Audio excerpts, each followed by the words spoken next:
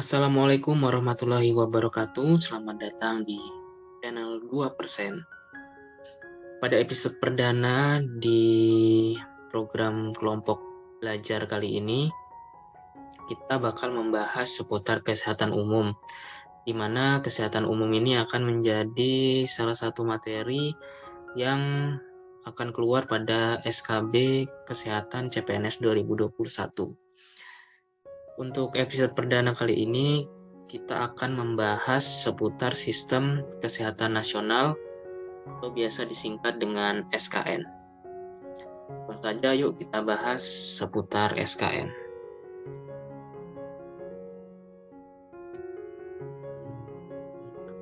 Sistem Kesehatan Nasional itu sendiri adalah pengelolaan kesehatan yang diselenggarakan oleh semua komponen bangsa Indonesia secara terpadu dan saling mendukung guna menjamin tercapainya derajat kesehatan masyarakat yang setinggi-tingginya, di mana dokumen kebijakan pengelolaan kesehatan sebagai acuan dalam penyelenggaraan pembangunan kesehatan. Untuk sistem kesehatan nasional itu sendiri diatur dalam Peraturan Presiden Nomor 72 Tahun 2012.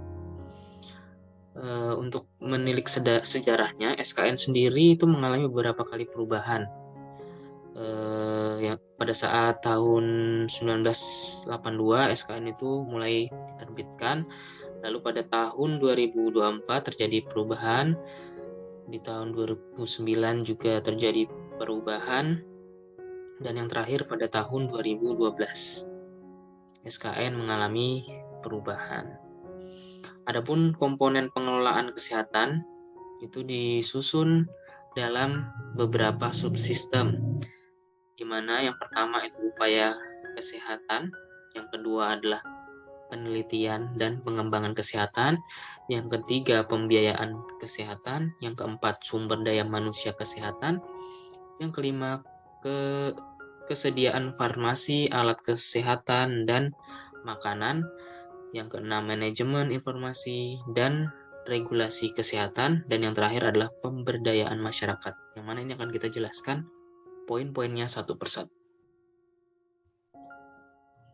Oke, untuk poin pertama yaitu upaya kesehatan, di mana upaya kesehatan itu adalah pengelolaan yang terpadu, berkesinambungan, paripurna, dan berkualitas, di mana meliputi upaya peningkatan, pencegahan, pengobatan, dan pemulihan yang diselenggarakan guna menjamin tercapainya derajat kesehatan masyarakat yang setinggi-tingginya.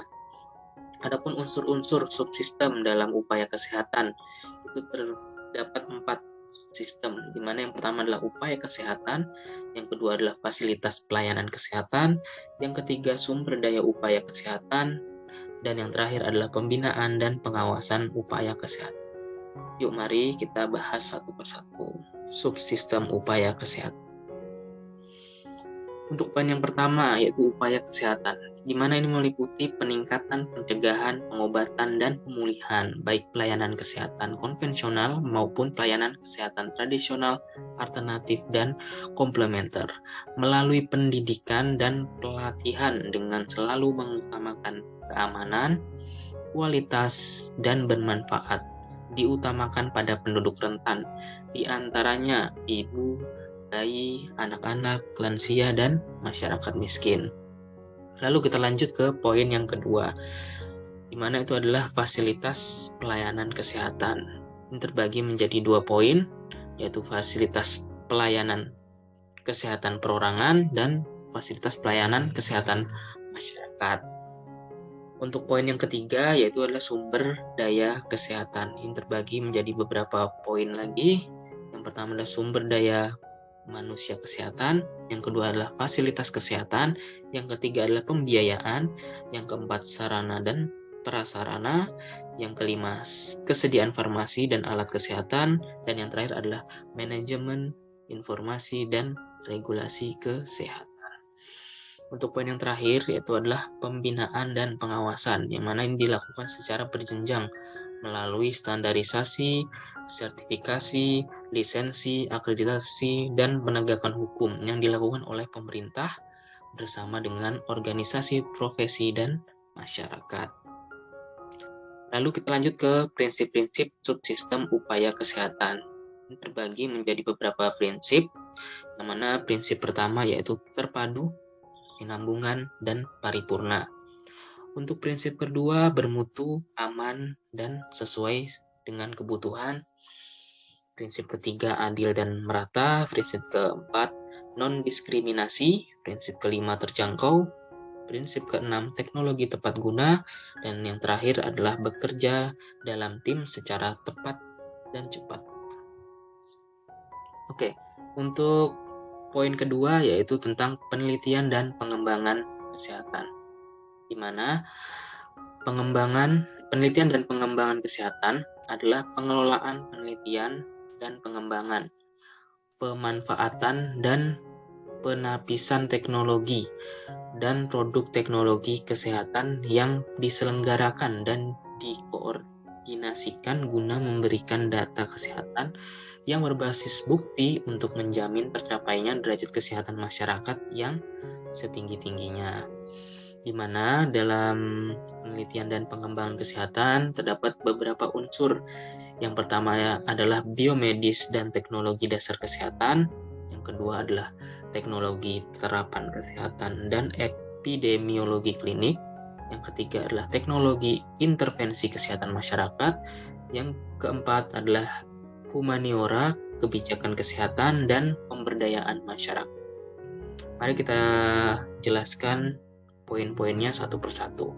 Untuk yang pertama adalah biomedis dan teknologi dasar kesehatan, yang mana ini meliputi kegiatan riset untuk memecahkan permasalahan, ditinjau dari aspek host, agen, dan lingkungan dengan pendekatan biologi molekular, bioteknologi, dan kedokteran, guna peningkatan mutu upaya kesehatan yang berhasil guna dan berdaya guna. Untuk poin selanjutnya yaitu adalah teknologi terapan kesehatan dan epidemiologi klinik, di mana meliputi kegiatan riset untuk menilai faktor risiko penyakit, penyebab penyakit, prognosa penyakit, dan risiko penerapan teknologi dan produk teknologi kesehatan, termasuk obat, bahan alam, terhadap manusia guna peningkatan mutu upaya kesehatan yang berhasil guna dan berdaya guna. Selanjutnya pada poin ketiga yaitu teknologi intervensi kesehatan masyarakat, di mana pada poin ini meliputi kegiatan riset untuk menilai besaran masalah kesehatan masyarakat, mengembangkan teknologi intervensi, serta menilai reaksi lingkungan terhadap penerapan teknologi dan produk teknologi guna peningkatan mutu upaya kesehatan yang berhasil guna dan berdaya guna. Lalu di poin keempat yaitu humaniora, kebijakan kesehatan dan pemberdayaan masyarakat, meliputi kegiatan riset untuk menganalisis bidang sosial, ekonomi, budaya, etika, hukum, psikologi, formulasi, implementasi, dan evaluasi kebijakan, perilaku, peran serta, dan pemberdayaan masyarakat terkait dengan perkembangan teknologi dan produk teknologi kesehatan guna peningkatan mutu upaya kesehatan yang berhasil guna dan berdaya guna. Adapun unsur-unsur tadi terdiri dari terpadu, berkesinambungan dan paripurna, lalu akurat dan akuntabel, lanjut dengan persetujuan setelah penjelasan, lalu bekerja dalam tim secara cepat dan tepat, dan berlandaskan norma agama, lalu kebenaran ilmiah, dan yang terakhir perlindungan terhadap subjek penelitian dan etik.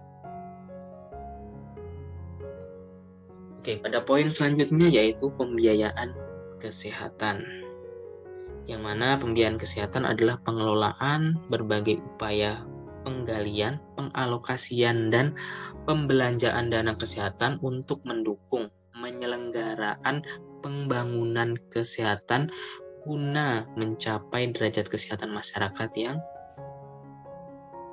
Lalu adapun unsur dari pembiayaan kesehatan itu terdiri dari dana, sumber dana, dan pengelolaan dana kesehatan. Mari kita jelaskan satu persatu apa itu dana. Dana itu digali dari sumber pemerintah daerah, baik dari sektor kesehatan dan sektor lain terkait. dari masyarakat maupun swasta, serta sumber lainnya yang digunakan untuk mendukung pelaksanaan pembangunan kesehatan. Untuk sumber daya sendiri meliputi sumber daya manusia, pengelola sarana, standar, regulasi, dan kelembagaan yang digunakan secara berhasil guna dan berdaya guna dalam upaya penggalian, pengalokasian, dan pembelanjaan dana kesehatan untuk mendukung terselenggaranya pembangunan kesehatan. Untuk poin yang terakhir yaitu pengelolaan dana kesehatan, di mana pengelolaan dana kesehatan ini adalah prosedur pengelolaan dana kesehatan adalah seperangkat aturan yang disepakati dan secara konsisten dijalankan oleh para pelaku subsistem pembiayaan kesehatan, baik oleh pemerintah daerah secara lintas sektor, swasta, maupun masyarakat yang mencakup mekanisme penggalian, pengalokasian, pembelanjaan dana kesehatan, dan mekanisme pertanggungjawaban. Adapun prinsip-prinsip subsistem pembiayaan kesehatan terdiri atas 3 prinsip, yaitu kecukupan, efektif dan efisien, lalu adil dan transparan. Kita lanjut pada poin selanjutnya, itu adalah sumber daya manusia kesehatan, di mana sumber daya manusia kesehatan adalah pengelolaan upaya, pengembangan, dan pemberdayaan sumber daya manusia kesehatan yang meliputi upaya perencanaan, pengadaan, pendayagunaan, serta pembinaan dan pengawasan mutu sumber daya manusia kesehatan untuk mendukung penyelenggaraan pembangunan kesehatan guna mewujudkan derajat kesehatan masyarakat yang setinggi-tingginya. Untuk unsur-unsurnya sendiri terdiri dari sumber daya manusia kesehatan, sumber daya pengembangan dan pemberdayaan sumber daya manusia kesehatan, lalu yang terakhir adalah penyelenggaraan, pengembangan, dan pemberdayaan sumber daya manusia kesehatan. Untuk prinsip-prinsipnya sendiri terdiri dari adil dan merata serta demokratis, lalu kompeten dan berintegritas, lalu objektif dan transparan, dan yang terakhir adalah hierarki dalam sumber daya manusia kesehatan. Ini akan kita jelaskan unsur-unsur sumber daya manusia kesehatan yang terdapat 3 poin ini satu persatu. Yang pertama adalah sumber daya manusia kesehatan. Sumber daya manusia kesehatan adalah pengelolaan upaya pengembangan dan pemberdayaan sumber daya manusia kesehatan yang meliputi upaya perencanaan, pengadaan, pendayagunaan, serta pembinaan dan pengawasan mutu sumber daya manusia kesehatan untuk mendukung penyelenggaraan pembangunan kesehatan guna mewujudkan derajat kesehatan masyarakat yang setinggi-tingginya. Yang mana unsur yang pertama adalah sumber daya manusia kesehatan. Sumber daya manusia kesehatan, baik tenaga kesehatan maupun tenaga pendukung atau penunjang kesehatan, mempunyai hak untuk memenuhi kebutuhan dasarnya, hak asasi sebagai makhluk sosial, wajib memiliki kompetensi, kewenangan untuk mengabdikan dirinya di bidang kesehatan, mempunyai etika, akhlak luhur, dan berdedikasi tinggi dalam melakukan tugasnya. Untuk poin yang kedua, yaitu sumber daya pengembangan dan pemberdayaan sumber daya manusia kesehatan adalah sumber daya pendidikan tenaga kesehatan dan pelatihan sumber daya manusia kesehatan yang meliputi berbagai standar kompetensi, modul, dan kurikulum serta metode pendidikan dan latihan, sumber daya manusia pendidikan dan pelatihan, serta institusi atau fasilitas pendidikan dan pelatihan yang menyediakan sarana dan prasarana pendidikan dan pelatihan.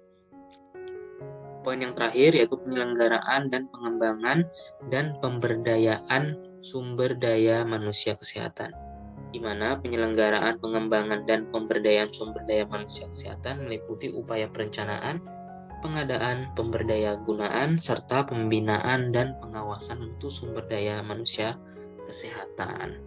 Kita lanjut pada poin selanjutnya, yaitu adalah sediaan farmasi, alat kesehatan, dan makanan, di mana pada subsistem sediaan farmasi, alat kesehatan, dan makanan adalah pengelolaan berbagai upaya yang menjamin keamanan, khasiat atau manfaat, mutu sediaan farmasi, alat kesehatan, dan makanan, di mana terdapat 5 unsur-unsur dari sediaan farmasi, alat kesehatan, dan makanan, yang mana yang pertama adalah komoditi, yang kedua adalah sumber daya, yang ketiga pelayanan kefarmasian, yang keempat pengawasan, dan yang terakhir adalah pemberdayaan masyarakat.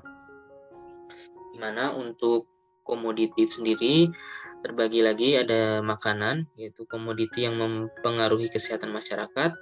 Lalu yang kedua adalah sediaan farmasi, harus tersedia dalam jenis, bentuk, dosis, jumlah, dan khasiat yang tepat. Lalu yang ketiga, alat kesehatan harus tersedia dalam jenis, bentuk, jumlah, dan fungsinya. Dan yang terakhir, makanan harus tersedia dalam jenis dan manfaat. Lalu untuk sumber daya manusia yang mengerti dan terampil dalam bidang sediaan farmasi, alat kesehatan, dan makanan harus dengan jumlah yang cukup serta mempunyai standar kompetensi yang sesuai dengan etika profesi. Lalu yang ketiga yaitu pelayanan kefarmasian, di mana pelayanan kefarmasian ditujukan untuk dapat menjamin penggunaan sediaan farmasi dan alat kesehatan secara rasional, aman, dan bermutu di semua fasilitas pelayanan kesehatan dengan mengikuti kebijakan yang ditetapkan. Lalu pada poin yang terakhir adalah pengawasan, di mana pengawasan komprehensif yang meliputi standarisasi, evaluasi produk sebelum beredar, sertifikasi, pengawasan produk sebelum beredar, dan pengujian produk dengan melaksanakan regulasi yang baik atau good regulatory practice. Lalu kita lanjutkan, manajemen informasi dan regulasi kesehatan, di mana ini adalah pengelolaan yang menghimpun berbagai upaya kebijakan kesehatan, administrasi kesehatan, pengaturan hukum kesehatan, pengelolaan data dan informasi kesehatan yang mendukung subsistem lainnya dari SKN, guna menjamin tercapainya derajat kesehatan masyarakat yang setinggi-tingginya. Di mana ini terdapat beberapa unsur, yaitu kebijakan kesehatan, administrasi kesehatan, hukum kesehatan, informasi kesehatan, sumber daya, manajemen kesehatan. Yuk kita jelaskan satu persatu, di mana kebijakan kesehatan yaitu serangkaian aturan yang dapat berupa kebijakan yang ditetapkan pemerintah sebagai pedoman penyelenggaraan urusan kesehatan. Lalu selanjutnya administrasi kesehatan, yaitu kegiatan perencanaan, pengaturan, dan pembinaan serta pengawasan dan pertanggungjawaban penyelenggaraan pembangunan kesehatan. Lalu poin ketiga, hukum kesehatan, yaitu keseluruhan peraturan perundang-undangan di bidang kesehatan dan segala upaya penyebarluasan, penerapan, dan penegakan aturan tersebut dalam rangka memberikan perlindungan hukum terutama kepada individu dan masyarakat dan mencapai tujuan pembangunan kesehatan itu sendiri. Lalu untuk poin keempat, informasi kesehatan merupakan hasil pengumpulan dan pengolahan data sebagai masukan bagi pengambil keputusan di bidang kesehatan. Lalu yang terakhir yaitu sumber daya manajemen kesehatan meliputi sumber daya manusia, dana, sarana, prasarana, standar, dan kelembagaan yang digunakan secara berhasil guna dan berdaya guna dalam upaya mendukung terselenggaranya pembangunan kesehatan. Oke, nah lanjut dengan pemberdayaan masyarakat, di mana ini adalah pengelolaan penyelenggaraan berbagai upaya kesehatan, baik perorangan, kelompok, maupun masyarakat secara terencana, terpadu, dan berkesinambungan, guna tercapainya derajat kesehatan masyarakat yang setinggi-tingginya.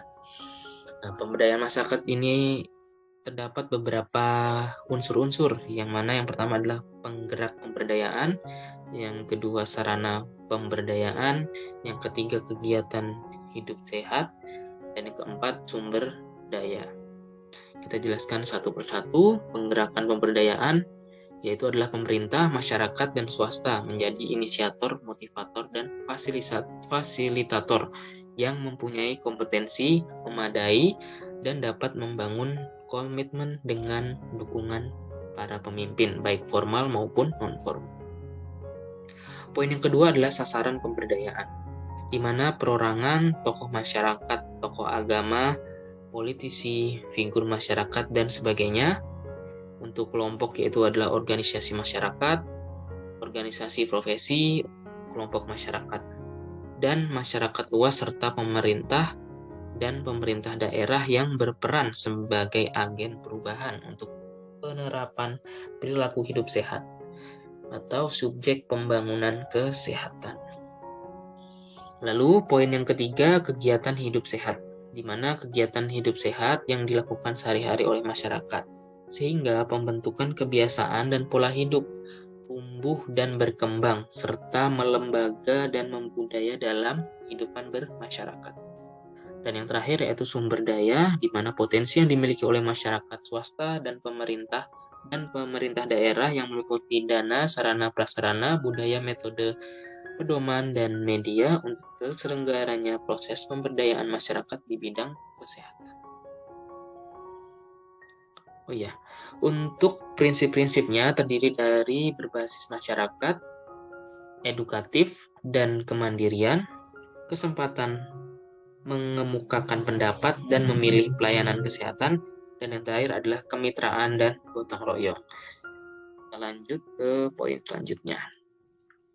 Oke, untuk penyelenggaraan sistem kesehatan nasional atau SKN itu nanti terbagi lagi dalam upaya kesehatan, penelitian pengembangan kesehatan, dan pembiayaan kesehatan, lalu sumber daya manusia kesehatan, di mana penyelenggaraan subsistem upaya kesehatan terdiri dari upaya kesehatan dan pembinaan serta pengawasan, di mana untuk upaya kesehatan sendiri itu nanti terbagi lagi menjadi 3 poin, yaitu upaya kesehatan primer, upaya kesehatan sekunder, dan upaya kesehatan tersier. Di mana untuk upaya kesehatan primer itu terdapat pelayanan kesehatan perorangan primer atau disingkat PKPP, dan juga terdapat pelayanan kesehatan masyarakat primer atau PKMP. Untuk pelayanan kesehatan sekunder itu terbagi menjadi 2 juga, di mana yang pertama adalah pelayanan kesehatan perorangan sekunder atau PKPS, lalu pelayanan kesehatan masyarakat sekunder atau PKMS. Untuk poin yang ketiga, upaya kesehatan tersier itu terbagi lagi menjadi 2, pelayanan kesehatan perorangan tersier atau PKPT, serta pelayanan kesehatan masyarakat tersier atau PKMT. Untuk penelitian dan pengembangan kesehatan itu dalam penyelenggaraan subsistemnya itu terbagi menjadi 2, yaitu pertama efek kesehatan dihasilkan dari penelitian dan pengembangan kesehatan yang diselenggarakan oleh pusat-pusat penelitian dan pengembangan milik masyarakat, swasta, dan pemerintah daerah. Lalu pemanfaatan dan penyebarluasan iptek kesehatan diatur oleh pemerintah dengan dukungan organisasi profesi, dilakukan dengan membentuk pusat-pusat penelitian dan pengembangan unggulan, jaringan informasi, dan dokumentasi iptek kesehatan. Lalu yang selanjutnya adalah pembiayaan kesehatan, di mana penyelenggaraan subsistem pembiayaan kesehatan terdiri atas 3 poin, yaitu penggalian dana, pengalokasian dana, dan pembelanjaan. Untuk yang selanjutnya, sumber daya manusia kesehatan, untuk penyelenggaraan subsistemnya itu terbagi menjadi 4, yaitu perencanaan sumber daya manusia kesehatan, pengadaan sumber daya manusia kesehatan, pendayagunaan sumber daya manusia kesehatan, dan pembinaan dan pengawasan mutu sumber daya manusia kesehatan. Oke. Untuk sediaan farmasi, alat kesehatan, dan makanan, penyelenggaraan subsistem sediaan farmasi, alat kesehatan, dan makanan terdiri dari upaya ketersediaan, pemerataan, dan terjangkauan obat dan alat kesehatan. Lalu upaya pengawasan untuk menjamin persyaratan, keamanan, khasiat atau manfaat, mutu produk, sediaan farmasi, alat kesehatan, dan makanan, serta perlindungan masyarakat dari penggunaan yang salah dan penyalahgunaan obat dan alat kesehatan. Upaya penyelenggaraan pelayanan kefarmasian, lalu upaya penggunaan obat yang rasional, dan yang terakhir ada upaya kemandirian sediaan farmasi melalui pemanfaatan sumber daya dalam negeri. Lalu poin selanjutnya adalah manajemen informasi dan regulasi kesehatan, di mana Penyelenggaraan subsistem ini terbagi lagi dalam 4 poin, yaitu kebijakan kesehatan, administrasi kesehatan, hukum kesehatan, informasi kesehatan.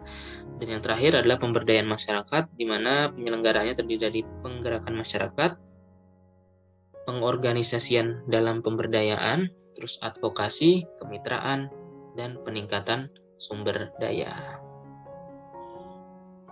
Baik, itu tadi pemaparan materi seputar sistem kesehatan nasional atau SKN, di mana ini masuk dalam lingkup kesehatan umum dalam materi SKB CPNS 2021. Semoga teman-teman yang menyimak dan melihat video ini dapat mendapatkan hasil yang baik dalam ujian CPNS SKB 2021 nanti.